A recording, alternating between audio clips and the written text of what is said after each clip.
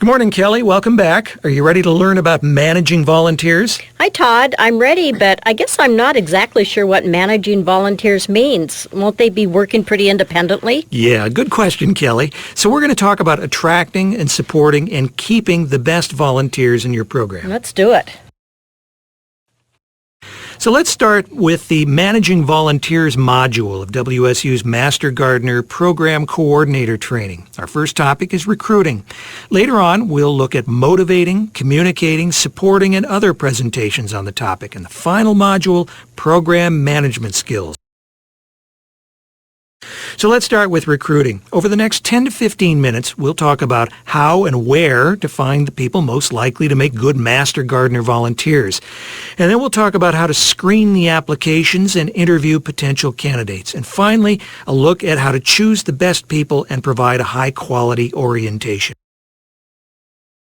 So Kelly, what do you think the first step is in finding the right volunteers? I think probably putting up posters or maybe putting an ad in the newspaper. Well, that's one way, but it's not the first thing I would say. The first step is figuring out how many new volunteers you need to keep the program going and to keep your program growing. So you'll also need to know what you need volunteers for and then create a document that describes your needs. Oh, you mean like a job description? Yeah, like that. Let's take a look at it. You know, I bet I could find that description in the For Staff and Volunteer Leaders section of the Master Gardener website. And within that section, you would find the position description by clicking on the Tools for Program Management link. You can also look in the program handbook. The volunteer position description tells you and the potential volunteer the general parameters and the requirements of the position, and you can adapt the description to fit your county's needs. It should emphasize the WSU Master Gardener mission and goals. You mean goals like the educational nature of the volunteer work, the use of research-based information, and our focus on improving communities and environmental stewardship. Exactly. Because the position description is relatively general, what do you think you should do next? Well, I guess I'd look at what type of volunteers our program needs, then develop position descriptions for specific ones like, demonstration bed organizer or youth gardening leader or plant sale coordinator. That's an important one. So make sure your position description explains the assignment as well as the skills and qualifications needed to be successful. A good volunteer position description will allow you to identify the applicants who meet the needs of the program. A misplaced volunteer hurts both the organization and the volunteer. So besides recruitment, how else do you think the position descriptions can be used? Well, feedback on the volunteer's progress. And it can be used for volunteer selection, for training and motivation. It also helps to clarify the role that volunteers should play in the program. You'll also want to create a brief description to interest prospective volunteers. Use what you learned from the Why People Volunteer module. Oh, so for the description, I could write that volunteers will learn about horticulture and help their community. Exactly, yes, that would work. So a Master Gardener program application must be completed by all potential volunteers. You can find it on the Master Gardener website under the Tools for Program Management. It includes the WSU Extension Volunteer Application Form, which requires the applicant to agree to reference checks and to a criminal background check. And if you want, you can add other county-specific questions to your Master Gardener application. Well, now that you have a volunteer position description and the forms for application ready, what would you do next?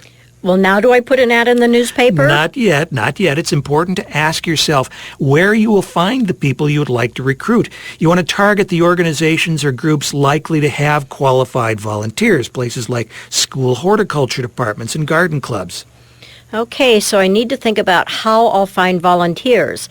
And by using multiple recruitment techniques and materials, so say in person, on paper, probably online, I can target people from different generations and cultures. And with your target volunteer group in mind, it'll be easier to decide which of those many recruitment sources in your community you should use. For example, would your target volunteer group attend the county fair, or would it be better to find them at a local garden club meeting? So there are 4 ways of recruiting, and let's brainstorm about the options you have with these. The first one is to post announcements. For example, Kelly, where would you post announcements about a Master Gardener volunteer opportunity? Oh, newspapers, newsletters, and there are probably other publications. All good, all good. Also in brochures and flyers and posters and mailings distributed by others. The second way to recruit is to talk to people. Like our booth at the county fair. Exactly. The county fair is just one of many places. You can speak at events sponsored by your county extension office, events that are already in your community, and at organizations that are looking for speakers. The third way to recruit volunteers is to ask others for recommendations. So that would be from current volunteers and program supporters? Exactly, and from community leaders and professionals, college instructors, and others. The final way to recruit is to have a presence on the web. And you'll want a web presence as many people, especially younger ones, will be looking online. You can start by asking volunteers and staff where to go online for information about their community. So identify where you want to recruit, maybe on special interest websites or listservs, sometimes news groups, places like Facebook and LinkedIn, social networking places.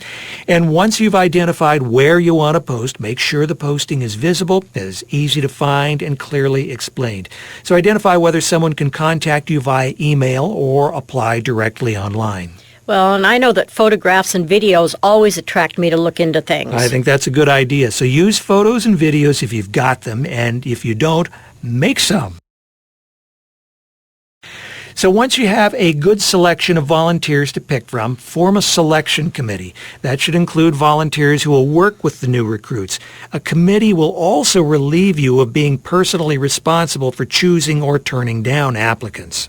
Well, that sounds good, but what if there are so many applicants that I can't interview them all? Well, you should pre-screen your applications. Assign a number value to each of the categories on the application, and then have each committee member rate the applications, and then you average the scores, and then divide the applications into yes or no or maybe. Okay, so are there other materials to help me with this process? Well, the Tools for Program Management section on the Master Gardener website provides some guidelines, and there's a screening interview form to use when you interview candidates. So you got all that stuff in your hand, and then pick trainees based on how their qualifications fit with the position descriptions and your program's needs.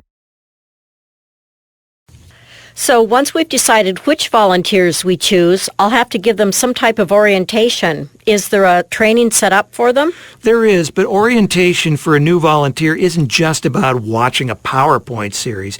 You want to welcome trainees by explaining the details of the Master Gardener program and your particular county program, and then introduce them to your current volunteers. You could hold a meeting or a get-to-know-you activity that involves the trainees and the veteran volunteers. And it's a good idea to have your veteran Master Gardeners visit with the trainees and answer the questions that they might not feel comfortable asking you. What if I assign mentors to the trainees who want them? I think that's a good idea. So back to your original question, there is a Master Gardener Program Volunteer Orientation presentation. You can find it on the Tools for Program Management webpage. Another good presentation you can show them is taking online Master Gardener training and prepare them for the online experience. So is that everything? Well, finish your time with new volunteers by informing them of what to expect next and what is expected of them in the weeks to come. So let's review. Here are the steps in the recruiting process. Do you see any missing? If so, what are they? Okay. Well, the first step is missing, finding out how many volunteers are needed and what they're needed for. Oh, and then the fourth step, the Master Gardener program application. Good. So now do you remember some good places to recruit? I do. First, I'd ask staff and volunteers because they'd most likely tell me some newsletters, events, or even online sites that I could recruit through. So what are two things that can help you as the program coordinator with screening and interviewing volunteers? I think the first is forming a screening committee consisting of volunteers. I really like that one. And then, of course, the second are the forms available on the Master Gardener website. So besides showing new volunteers the orientation presentations, what else can you do to help them acclimate to their new position? Welcome them, introduce them to other volunteers, and explain what is expected of them. Next, we'll look at how to motivate volunteers.